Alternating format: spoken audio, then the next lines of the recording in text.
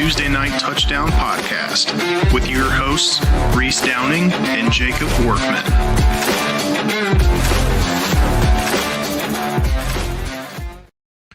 What's going on, guys? It is TNT Tuesday Night Touchdown Podcast, NFL edition, Week 13 picks. With me, as always, is the fine citizen, Mr. Jacob Workman. Jake, how's it going, brother? Everything's good.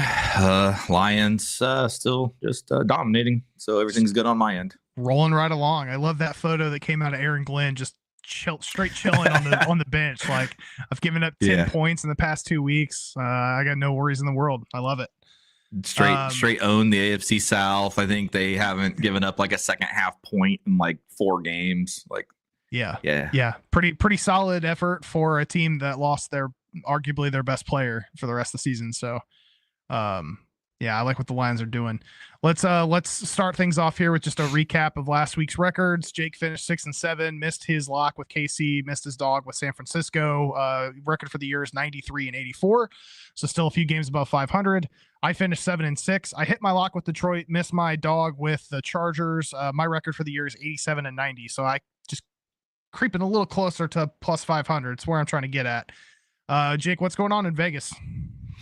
So a little interesting, kind of talk about the Rams a lot on this show.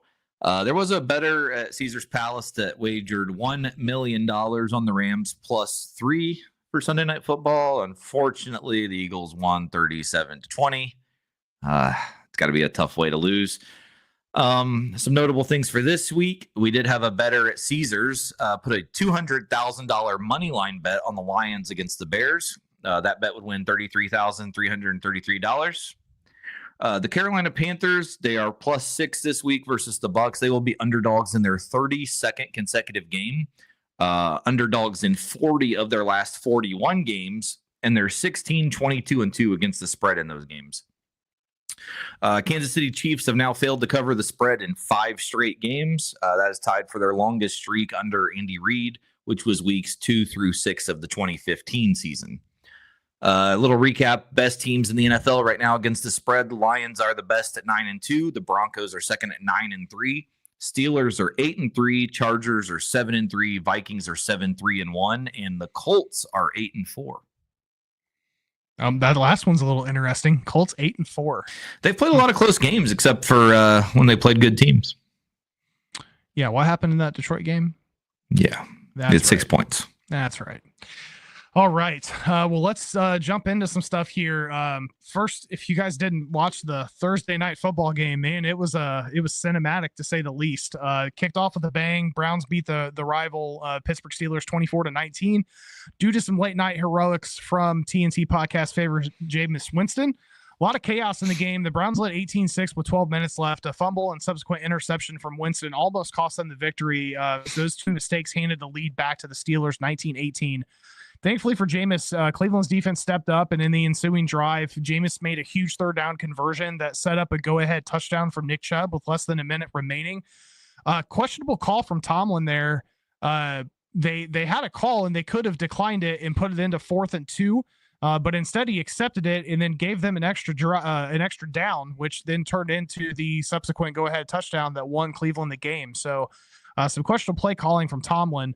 We got a couple things to pull up here. The first thing, I want to show you guys the difference between snow and no snow. This is 1 drive apart. That's crazy. This is just absolutely insane how quickly the weather turned there. That's that lake effect that Cleveland's very, very accustomed to. After that, we've just got some clips here of Jameis.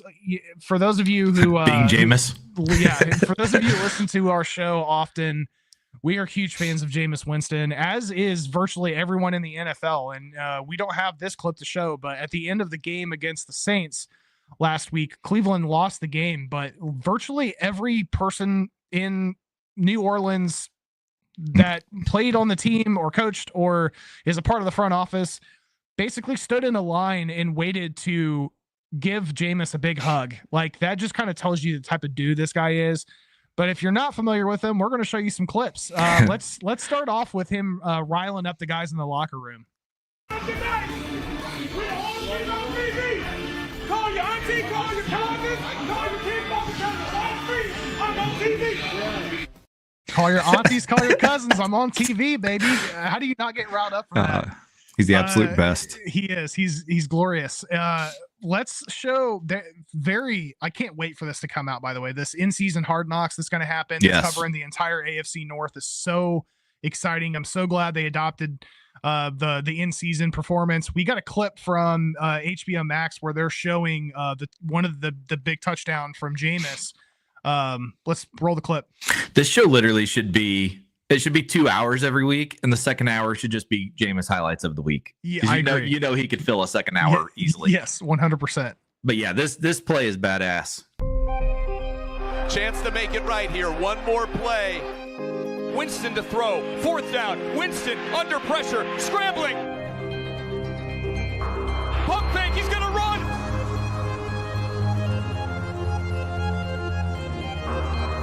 He jumps.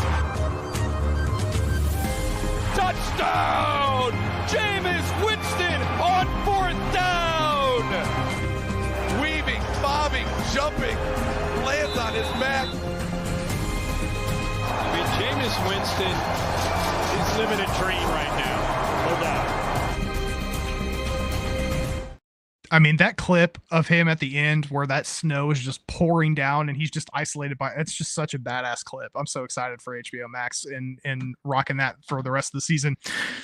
Well, the other thing too is, I mean, he's from Alabama. He played in the South. The dude's never even been in snow in his life. So he truly is just in his own world in this snow globe game. Yeah. Well, I mean, that's a perfect cue for the next one here, because the next clip we have is post game when Jameis is talking to the guys on the Amazon Prime desk about his daughter ready to eat snow.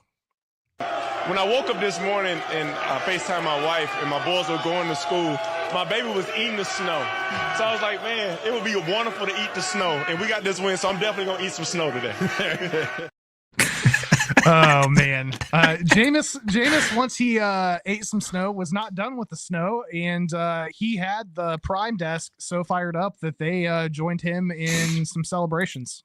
Note how Jameis dives into the snow for the snow angel. This might be the only time in my life I've ever seen a face first snow angel. Really doing this? Let's do it. Oh no, Wick. We're all going. Let's go, Tony. I'll watch. Let's go. I'll watch. Yeah.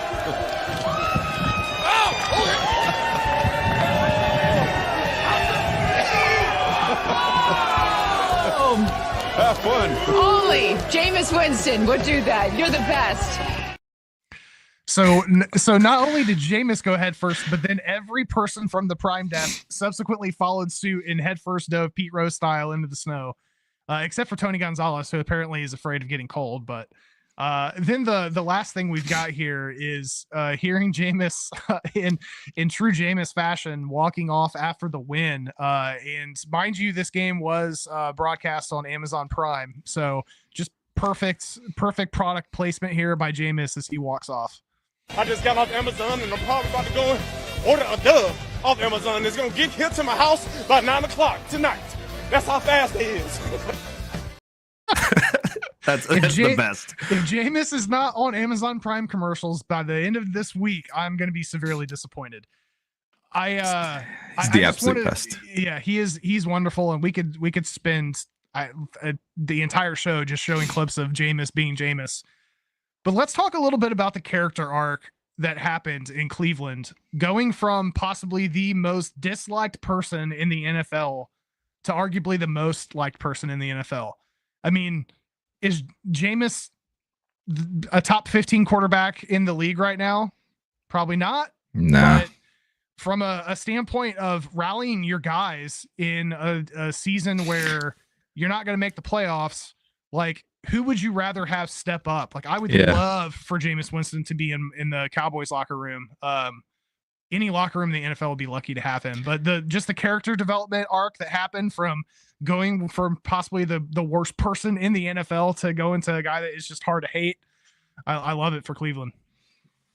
I mean, he is the definition of a leader. Some people find what he does kind of corny and stuff like that, but I mean, it works. He has support. I mean, I'm a Florida State fan, so Jameis has been in my life for quite a while at this point. The game when he got suspended, the Clemson game, when he yelled, fucker right in the pussy in the student union. He came out dressed for pregame. He was trying to warm up with the team still. Yeah. And then, like, if you watch the game on the sideline, like, he was the biggest. Sean McGuire was the quarterback. He was the biggest supporter of Sean. He was the biggest supporter of the team. They actually won the game in overtime to keep the streak alive at that point. And Jameis was the first one on the field. Like, Jimbo even had to be like, Jameis, you've got to calm down. Like, he's just that. He's a cheerleader. He's a fan. He is a leader, though. I mean, it works. And and obviously, as years have gone by, he's more of a, I guess you'd see more of like a reverend type speech that he gives. There's a lot of religious stuff and like gospel preaching. He's even gone. I think he was in New Orleans when he actually went to a church and did some stuff there. But I mean, you can just tell, but everyone seems to love him. Like, yeah, what he does is hilarious, but he's still also successful with it. Yeah, 100%.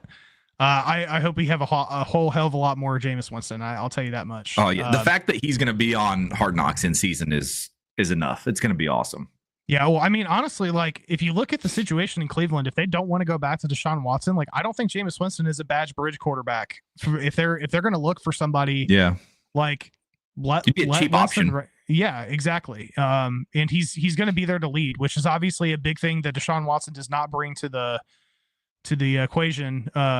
Now, whether or not our killer's buddy decides to stick with him, or in true Jimmy Haslam fashion, they'll probably just let him walk. Yeah. Okay. Let's move on here. Crazy ending to the Cowboys game. The score was 10-9. Dallas heading into the fourth quarter after a 48-yard field goal from Brandon Aubrey to take it to 13-9.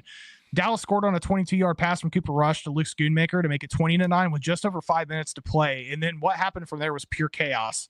Commanders drive down the field with just over 2 minutes, and get a touchdown and a 2-point conversion that takes the game to 2017.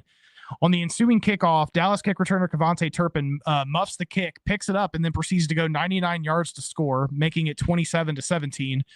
Commanders stall on the next possession, but managed to get 3 points on a 51-yard field goal from Austin Siebert with 1:40 to go to make it 27-20. Cowboys have possibly the fastest 3-and-out in history when they really needed to burn some time. Hand the ball back to the Commanders, who then proceed to score an 86-yard touchdown pass from Jaden Daniels to Terry McLaurin. But Siebert, who had just hit a 50-yarder, flubbed the extra point and left the score 27-26. The Commanders then attempted an onside kick, but forgot to cover the pickup man, and Wan'Way Thomas picks this ball up and takes off for a 43-yard kick return score. Aubrey kicks the extra point. Final score is 34-26. He's an absolute idiot for not going down. He was an absolute idiot. Well, also. And when they clipped over to the sideline and they showed Bones and McCarthy talking to each other, and Bones is like shaking his head, and you can tell he's pissed, but you're also like, that just won us the game. So, but it didn't though. It was still one possession. It was dumb. It was an 8-point game. Well, it's 34-26 at that point. Which is 8. That's one possession. If he would have slipped and went down, the game was over. Yeah, but I mean, what did they had I don't know how much time was left on the clock. Anyway, it's typical fucking Cowboys fashion. It's been a hell of a season. Talking to Taxis, excited that we won, but also bummed because we're dropping out of the top 10 in picks, which I said this was going to happen when all the shit was going down with Dak getting hurt and stuff. We're going to finish with a mediocre. We'll end up in the 13 to 15 range. We're not going to get a top 10 pick. That's just the way that Dallas works. Jerry even came out today and said a contract extension for McCarthy wasn't out of the question. I'm sure everyone loves hearing that. I'm going to jump out the window if we give Mike McCarthy a fucking contract extension. I was baffled by that. Jesus Christ. Okay. What? Any thoughts from your end on the game, or what's been going on with the Commanders? The Commanders are in a 3-game losing streak right now. Yeah, I mean, it's the NFL. It's a division game. You got to expect craziness. The ending of that game was definitely crazy, but I mean, I don't think you look too much into it. I think they're still a good team. I mean, I don't think they're a world beater team anyway, but I think they're a team that's going to be there and contending. Yeah, we'll see what happens. I think they might have a little bit of a pickup game this week, but we'll see what's going on with the Commanders. I can't remember who they're playing this week, but it should be a relatively easy win for them. Let's hope on their side anyway. All right, moving on here. Quarterback Daniel Jones requested and has been granted a release from the New York Giants on Friday after 6 seasons with the team. This came 4 days after head coach Brian Daboll announced his benching ahead of the Week 12 loss to the Tampa Bay Buccaneers. Jones has cleared waivers and is free to sign with whatever team he'd like. It sounds like he is targeting a team that potentially could have a path to the Super Bowl. There's been, I think the Raiders at some point had picked the phone up and tried to call, and Daniel Jones is like, I'm not interested in going to the Raiders right now. And understandably so. He'd rather be a backup on a team where he has a chance to potentially make the playoffs if somebody gets injured. Meanwhile, Giants rookie Malik Nabers is not hiding his frustration, calling his team's effort soft and challenging the media to ask Daboll about the play calling that led to Nabers not seeing a target until the second half of the game after the team was already down multiple scores. Nabers said, first, second quarter, I don't get the ball. Started getting targets at the end. I mean, can't do nothing. Start getting the ball when it's 30-0. What do you want me to do? And when he was asked why he wasn't getting the ball in the first half, he's like, I don't know. Talk to Dabs about that. And then he went on to say, obviously, it ain't the quarterback. Same outcome when we had DJ at quarterback. Take a look. It ain't the quarterback. Reports are that Daboll and Nabers have spoken about his comments since the game. Jake, I know you watched Hard Knocks. Ahead of the draft, Nabers was not shy at all about saying that he not only wants the ball, but he has a problem when he is not getting touches. And Daboll was very clear in like, that's the kind of dog that I want in a guy. We're going to have to deal with the attitude on occasion, but this is the kind of guy that we want. What are your thoughts on his comments? And more importantly, do you think Daboll's days are numbered in New York? Yeah, I mean, that whole situation's bad. I mean, obviously, I think we got to start with Shane, the GM. Mara's obviously pissed at him for getting rid of Saquon, so that's issue number one. Daboll, I mean, I don't know. I don't know how I feel about Daboll right now. Obviously, he's not having the success people thought he would, but they also don't have anything. Like, that team to me is not good. I even said, I don't know if it was draft night. It probably was draft night and draft recap, whatever, preview. That Nabers wasn't my shoes. I would have never chose Nabers in that spot. They have so much more of a need. Clearly, I think that's showing because they're still god awful. I mean, obviously, Nabers has been good still, but that team's just in such a bad situation that I don't know what the fix is. But I think we're going to see a change at GM. I'm guessing we probably see a head coaching change also, and obviously, we're going to see a quarterback change there. So, probably a whole new regime coming in there. Yeah, well, it'll be interesting to see what happens in New York. I honestly, I think Daboll's a good coach. I think it's hard to win with the players that they have on the field. They have a couple solid defensive additions, bringing in Brian Burns. Dexter Lawrence is a stud, but they've got a lot of missing pieces. I don't think this is a single season fix. I don't think new coach comes in and they make a couple quick changes, sign a couple free agents, and it's done. The Giants are going to be in a little bit of a rebuild. So we'll see what happens there. Moving on here, Denver Broncos versus LA Chargers Week 16 game has been flexed to Thursday Night Football. Browns versus Bengals was originally slotted there. That has been moved to 1 p.m. this Sunday. That's December 19th. Congrats to Eagles running back Saquon Barkley. We were just talking about. He set an Eagles single game and a personal record on Sunday after finishing with 255 yards on the ground in a defeat of the LA Rams in SoFi. Barkley became the first player in NFL history with multiple rushing touchdowns on 70-plus yard plays in the second half of a single game, which is kind of a weird stat, but I thought it was interesting. Speaking of other teams that are in full rebuild mode, the New York Jets are beginning their GM and head coach search with former GM Mike Tannenbaum assisting in the team's hiring process, which is a little interesting. So stupid. Thoughts on that, Jake? It's so stupid. You bring in a guy you fired as your GM before to look for a new GM. And this is also the same guy on TV that was trying to trade. What was he trying to trade? Myles Garrett for like Jahmyr Gibbs and like 45 first round draft picks. Like, he's an absolute moron. Like, I think, I mean, this is status quo for the Jets apparently right now, but it's not looking good anywhere. And that organization might be the only one worse than the Giants, honestly. Yeah. And funnily enough, they're both in New York. So same stadium. It's terrible. Stadium at that. Yeah. Maybe that's the start, is to actually get them to be in New York so they stop playing in Jersey. True. Yeah. That's probably a good start. Free agent left tackle DJ Humphries has been medically cleared to play following his recovery from a torn ACL. He is signing with the Kansas City Chiefs. Lions wide receiver Jameson Williams, if you're watching the show, you can see the photo towards the bottom there. He's been fined $19,697 for unsportsmanlike conduct under obscene gestures for a touchdown celebration in last week's game. For those who may not have recognized the Selly, Waymo gave a nod to the Marshawn Lynch touchdown celebration that we've seen more than once. They did ask or get a clip of Marshawn reacting to it, and he loved it. He loved it. Well, one thing that's ridiculous with that too is, and Dan Campbell actually talked about this today in his press conference, the NFL not only has used that clip multiple times, but they had it as the headline of one of their articles too. And Dan Campbell's like, isn't it funny how you can make it what you want to make it? Like, you can show it and make it look like it's this great thing for the NFL, but behind the scenes, you're finding the guy like $20,000. Like, it's just ridiculous. Well, and he's been fined. It's like $8,000 more than what Marshawn Lynch was fined when Marshawn Lynch did it last too. That's significant inflation. Also getting charged Patrick Mahomes. He's been fined $14,069 for unsportsmanlike conduct under a violent gesture for a touchdown celebration in last week's game. Reports are that Baltimore Ravens were hunting for a defensive lineman upgrade, and they were targeting defensive end Calais Campbell from the Dolphins before Miami's head coach Mike McDaniel stepped in to stop the trade, believing Campbell would be too valuable to lose. He actually did sit down with Calais Campbell and talk to him about the decision, and by all accounts, it sounded like Calais was good with staying with Miami. Patriots defensive back Jabril Peppers has been reinstated from the commissioner's exempt list. Linebacker Shaq Barrett, who is currently under contract with the Dolphins, has applied for reinstatement after announcing his retirement over the summer. He is willing to play for Miami. And Rams wide receiver Demarcus Robinson was arrested on suspicion of DUI on Monday morning, according to the California Highway Patrol. Officers observed his car traveling upwards of 100 miles an hour around 5 a.m. Monday morning. Word is still out on what the level of punishment will be. Sean McVay has already acknowledged and said that the reports are accurate and that they're digging further into it before they determine what the potential punishment will be. Probably be the future wide receiver coach at the University of Georgia.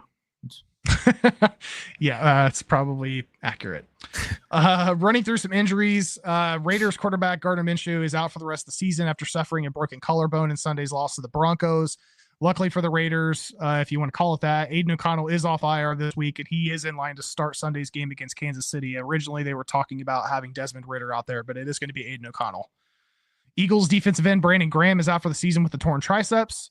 Panthers tight end Jatavian Sanders avoided a serious injury after he was taken off the field and hospitalized for observation after suffering a neck injury in the team's 3-point loss to the Chiefs.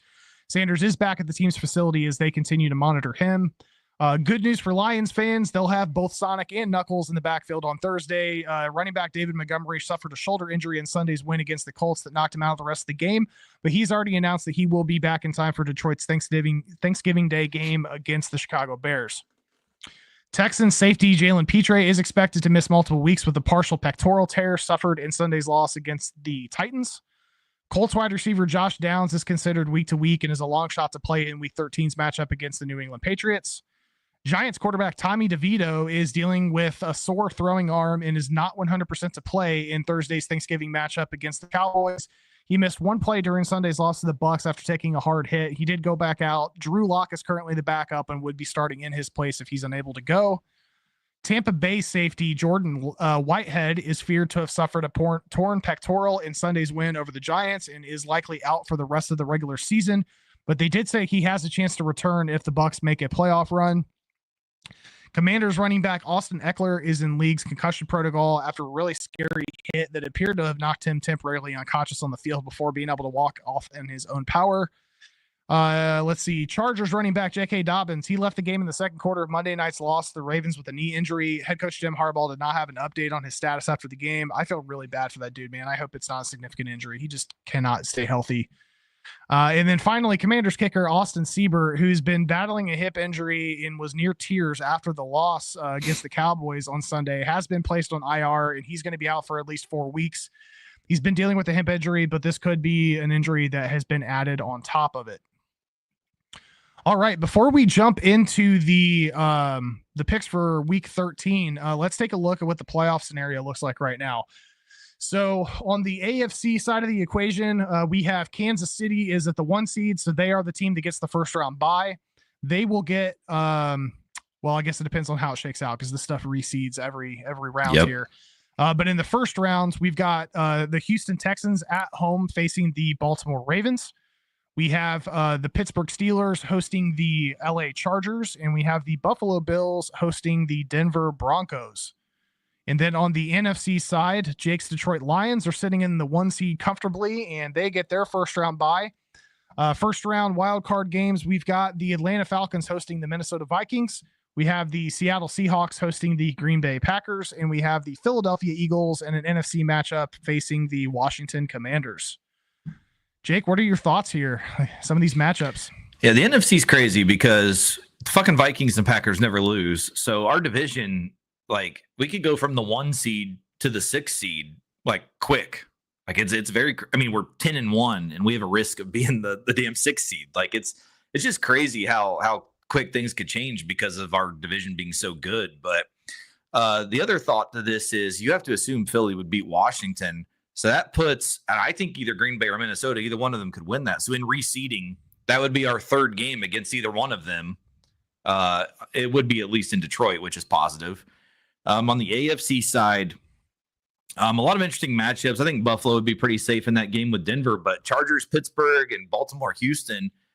I mean, you're looking potential Chiefs, Baltimore for the first Chiefs game too. So I mean, there's some crazy matchups there going on. Like, if it's 1-5 on both sides, and it's Detroit, Minnesota, and Kansas City, Baltimore, like the 1 seeds, I mean, yeah, they're the home teams, but my God, like that's not how you want to start the playoff run. Like, I don't know. It's crazy. I'm just really hoping the Lions can hold on. I don't want to have to go on the road in the playoffs.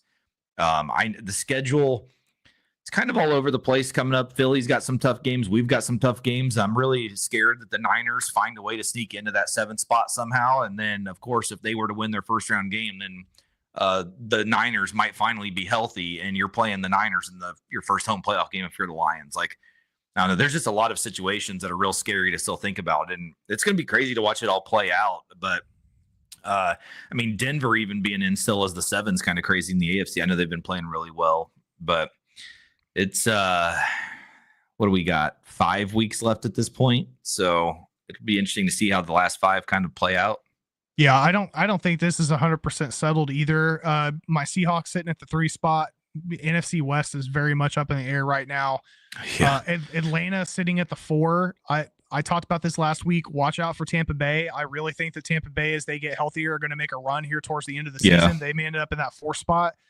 A rematch of Detroit and Tampa then would probably be less likely if they're sitting in the 4 seed in the first round anyway.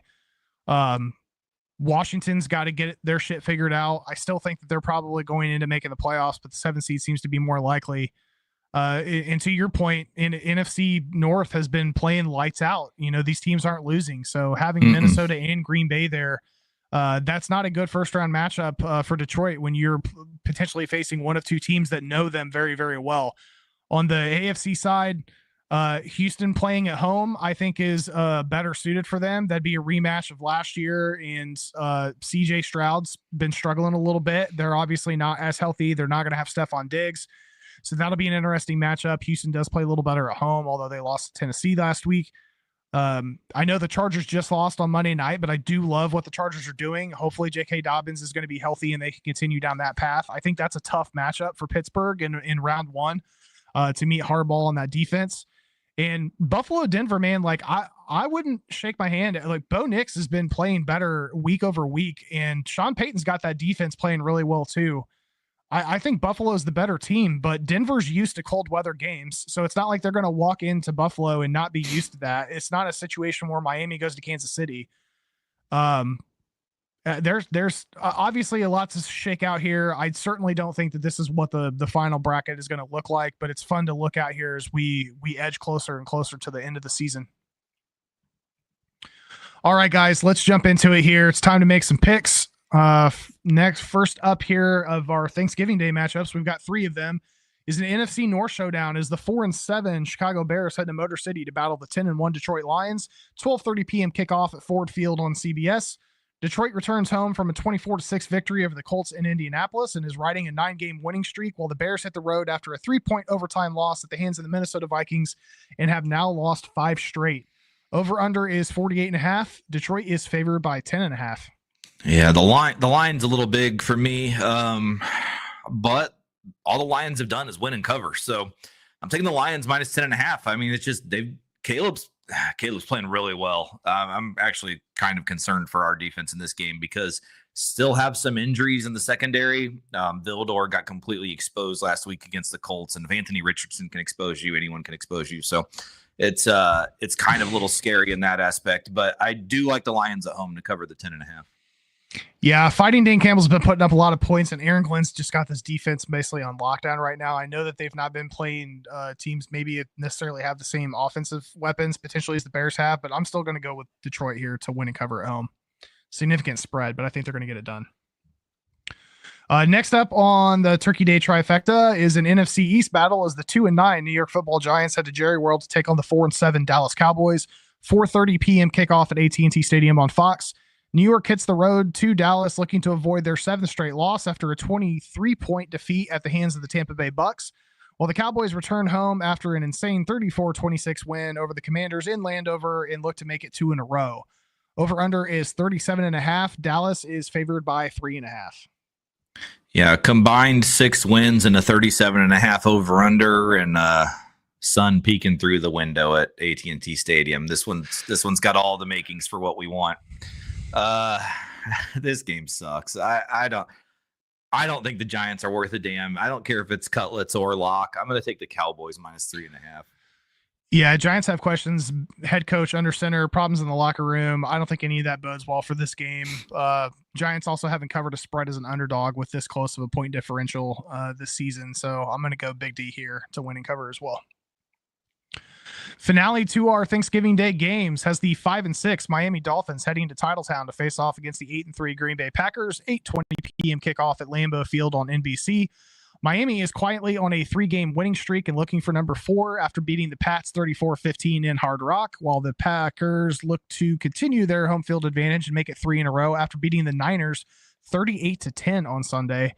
Over under in this one is 47.5. Green Bay is favored by 3.5. Yeah, the Dolphins have been good since Tua's been back, and the Dolphins can run the ball. I'm just afraid that the cold weather theory, it's supposed to be very cold in this game. So until they prove to me they can go somewhere cold and win, I'm taking the Packers minus 3.5. Yeah, my exact same notes. Dolphins have been looking good as of late, but we've seen this team struggle in cold weather. Tua is 0-7 when the temperature is 40 or less, and they are calling for snow in this game. It may be a closer game than we expect because Miami's got a tough run defense, and I think that may slow down Josh Jacobs a little bit, who has been playing very well this year. But I am going to go Green Bay here in a classic Lambeau matchup. Our typical Thursday night football slot is shifted to Black Friday this week as the 2-9 Las Vegas Raiders head to the Heartlands to take on the 10-1 Kansas City Chiefs. 3 p.m. kickoff at Arrowhead on Amazon Prime. KC narrowly got back on track on Sunday after beating the Panthers by 3 in Charlotte, while the Raiders have now lost 7 straight and hit the road after a 10-point defeat at the hands of the visiting Denver Broncos. Over-under is 42.5. KC is favored by 12.5. 5 straight non-covers for the Chiefs. At some point, they have to cover. I mean, at home, national televised game against a team that's offense doesn't exist, you would have to think this is the time. I'm probably going to regret this, but I'm going to take the Chiefs minus 12.5. Yeah, for all the reasons that you just mentioned, I can't pick the Chiefs. I think they're going to win this game probably by 10, but 12.5 is just too rich for me. So I'm going to take the Raiders. The first of our 1 p.m. games features the 7-4 Los Angeles Chargers as they head to the ATL to battle the 6-5 Atlanta Falcons. 1 p.m. at Mercedes-Benz Stadium on CBS. LA hits the road after a 7-point Monday Night Football loss at home against the Ravens, while the Falcons return from their bye week and look to avoid their 3rd straight loss. Over-under is 47.5. LA is favored by 1.5. Yeah, short week on the road. Situationally, to me, it's just not a good situation for the Chargers here, and we don't know about JK either, so I'm actually going to be on the Falcons here. Yeah, I went back and forth on this one. LA being on a short week and then maybe without Dobbins. That means that Beast Herbert's going to have to show up here. The Chargers have done well on the road when traveling to the East Coast, but they've had their offense fully healthy.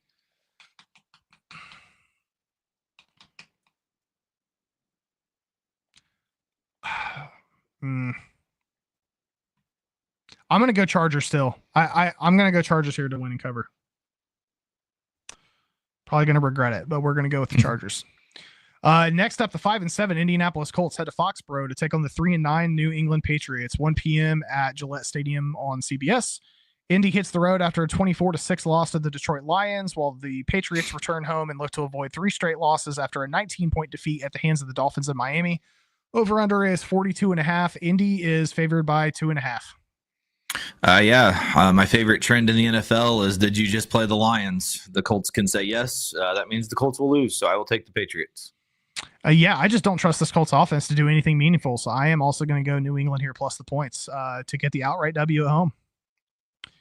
Next up, we have a cross-country road trip as the 6-5 Seattle Seahawks fly east to battle the 3-8 New York Jets, 1 p.m. Eastern at MetLife Stadium on Fox. Seattle leaves home looking for 3 in a row after a 16-6 win over the visiting Arizona Cardinals, while the Jets return from a bye week and look to avoid their 3rd straight loss in as many weeks. Over-under is 41.5. Seattle is favored by 1.5. I can't trust the Jets for anything right now, so I'm going to take Seattle minus the 1.5. I am with you. I am also going to take my boys in Seattle. Next up is an AFC North showdown as the 8-3 Pittsburgh Steelers head to Skyline Chili Country to take on the 4-7 Cincinnati Bengals. 1 p.m. at Paycor Stadium on CBS.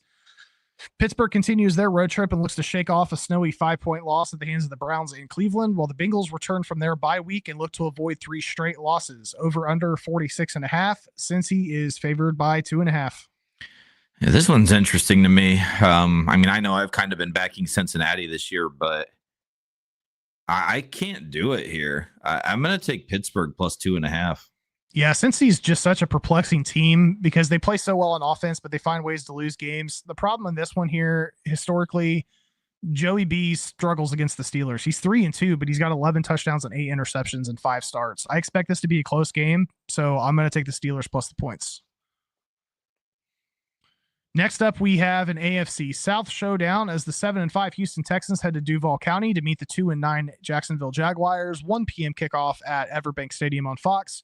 Texans hit the road and look to shake off a 5-point loss to the Titans, while the Jaguars return from their bye week and are looking to avoid their 5th straight loss. Over under 43.5. Houston is favored by 4.5. God, part of me really wants to take Jacksonville here. I think with Houston losing last week, I think that's probably going to get them over the edge here, though. So I will take Houston. But man, this is probably my least favorite pick of the week. Yeah, perfect game for Stroud, in my opinion, to get back on track after struggling the past few weeks. So I'm going to go Texans here to win and cover on the road. Up next, the 3-8 Tennessee Titans head to Landover to face off against the 7-5 Washington Commanders. 1 p.m. at Northwest Stadium on CBS. Titans continue their road trip and look to carry momentum forward after a 3-point win over the Texans in Houston, while the Commanders have now lost 3 straight and look to avoid number 4 after a 34-26 loss to the Dallas Cowboys. Over under is 44.5. Washington is favored by 5.5. Yeah, I think it's too many points. I've kind of been on Tennessee a lot this year. They're way better than their record. I'm on Tennessee plus the 5.5 here.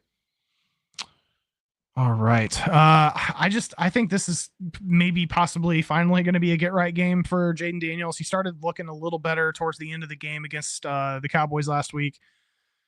I think they're going to be able to shake it off and finally get a W. Maybe a little bit of a hangover game after Tennessee just got their win last week. So I'm going to go Washington to win and cover. The last of our 1 p.m. games features the 6-5 Arizona Cardinals as they fly north to battle the 9-2 Minnesota Vikings. 1 p.m. at US Bank Stadium on Fox. Arizona's coming off a 16-6 loss at the hands of the Seahawks, while the Vikings return home looking for their 5th straight win after a 3-point overtime victory over the Bears in Chicago. Over-under is 44.5. Minnesota is favored by 3.5. I just don't get this fucking team. Minnesota is not, they're not even good. Like, they're not a good team. I don't understand it. They're winning games, though. I'm going to take Minnesota minus 3.5, but I'm really hoping Arizona win this game. Yeah, definitely taking the over on this one, way over. I think it should be a fun, offensively driven game. I like Minnesota to get the win, but I just have a feeling this is going to be a field goal game. So I'm going to take Arizona here plus the points. Our 4 p.m. matchups kick off with an NFC South showdown as the 5-6 Tampa Bay Buccaneers head to Charlotte to take on the 3-8 Carolina Panthers. 4:05 p.m. kickoff at Bank of America Stadium on Fox. Tampa Bay continues their road trip after a 23-point victory over the New York Football Giants in MetLife, while the Panthers stay home after a tough 3-point loss at the hands of the Kansas City Chiefs. Over-under is 46.5. Tampa Bay is favored by 6.5. Yeah, Bryce Young looked really good last week against the Chiefs. It was nice to see him kind of come back and have a nice game. Still think the Bucs offense is too much, though. I'm going to take Tampa. Yeah, I think this Bucs offense is going to be too much as well. I am also going to take Tampa to win and cover. Next up, the 5-6 Los Angeles Rams head to the Big Easy to take on the 4-7 New Orleans Saints. 4:05 p.m. kickoff at Caesars Superdome on Fox. Rams hit the road after a 17-point loss to the Eagles in SoFi, while the Saints return from their bye week and are looking for their third straight win, riding the Riz train. Over under is 48.5. LA is favored by 3. This is one of those games the Rams typically lose. God. I'm going to take the Rams. I'll take a -3. I don't like this one either, though. Yeah, I have a feeling this game's going to be a push. I am going to take the Rams as well, but this is a game I would not bet on. The last of our 4 p.m. games is a big one. 9-2 Philadelphia Eagles are flying to Mobtown to take on the 8-4 Baltimore Ravens. 4:25 p.m. kickoff at M&T Bank Stadium on CBS. Philadelphia is looking to get their 8th straight victory after beating the Rams by 17 on Sunday night, while the Ravens enter on a short week after beating the Chargers by 7 in LA on Monday Night Football. Over under 50.5. Baltimore is favored by 2.5. Yeah. I don't have a game really other than the Rams on Sunday, so I will be rooting heavily for Baltimore in this one as we need Philly to lose a game. So I'm going to take Baltimore -2.5. Yeah, this should be a fun matchup to watch these two running attacks go head-to-head. This may come down to a final drive. I'm not sure who's going to win this one, so I'm leaning towards taking the points in Philly. This is a 4:25 game. Yeah, I'm going to take Philly here plus the points. I think this is probably going to be maybe a 1-2 point win. Our Sunday Night Football matchup features the 5-6 San Francisco 49ers as they head to Orchard Park to battle the 9-2 Buffalo Bills. 8:20 p.m. kickoff at Highmark Stadium on NBC. San Fran looks to avoid their third straight loss after a 28-point defeat at the hands of the Packers in Green Bay, while the Bills return from their bye week and are looking for their 7th straight victory in what apparently is going to be some crazy-ass winter vortex, insane weather. Over under is 44.5. Buffalo is favored by 6.5. Yeah, weather's supposed to be really bad. That's where a 6.5 point spread. It's kind of risky to take, but Niners dealing with all the injuries. I think Buffalo's probably safe here, but that is a high spread for the weather. But I think I'm still going to go Buffalo -6.5. Yeah, Bill's coming off a bye to prepare for this, and I don't think Purdy, he's going to be back, but I don't think he's 100%, and it's throwing shoulder, which is a little concerning, especially in cold weather. It's going to be hard for him to keep that warm. So I am also going to go Buffalo here to win and cover. Our Monday Night Football matchup is an AFC battle as the 3-8 Cleveland Browns head to the Rockies to face off against the 7-5 Denver Broncos. 8:15 p.m. kickoff at Mile High on ESPN. Cleveland hits the road after securing a big division win 24-19 over the rival Pittsburgh Steelers, while the Broncos return home and are looking for their 3rd straight victory after securing their own win over a division rival as they beat the Raiders 29-19 in Vegas. Over under is 41.5. Denver is favored by 5.5. Yeah, I mean, how can I not be with Jameis right now? I'm taking Jameis plus 5.5. I think the motivation is going to really be flowing this week. Broncos are fighting for a wild card spot in the AFC right now. They've been protecting the ball well as late. Knicks has been playing well. Home matchup in prime time. I love Jameis Winston, but I'm going to take Denver here to win and cover at Mile High. We have no bye week teams this week, guys. Everybody is playing, so stuff's going to be shaken out here. Let's lead into locks. Jake, what's your lock of the week? My lock of the week is Thursday night. I'm taking the Packers at home -3.5. The Dolphins just haven't proven they can win in cold weather yet, so I do like the Packers at home -3.5. My lock of the week is Tampa Bay over Carolina. Look for Carolina's defense to struggle slowing down Baker in that backfield.